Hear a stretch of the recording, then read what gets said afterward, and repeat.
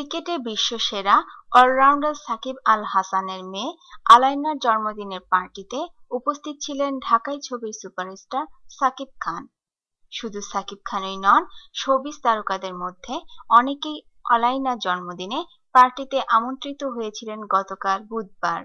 তবে ঢালিউড কিং সাকিব খানকে পার্টিতে দেখে উপস্থিত সবার আনন্দ দ্বিগুণ হয়েছিল। সুবর্ণা মুস্তাফা সাকিব খানের সঙ্গে পার্টিতে তোলা একটি ছবিতে ফেসবুক পোস্ট করে লিখেছেন, আমাদের নাম্বার ওয়ান নায়ক সাকিব খান দেরি করে এসেছিলেন।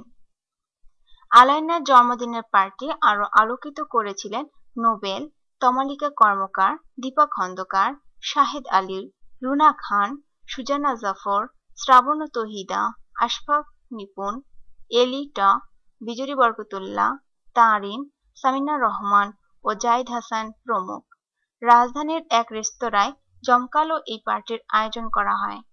এদিকে তারকারা আলাইনার সঙ্গে ফেসবুকে ছবি পোস্ট করে শুভকামনা জানাতে একদম ভুলে যাননি।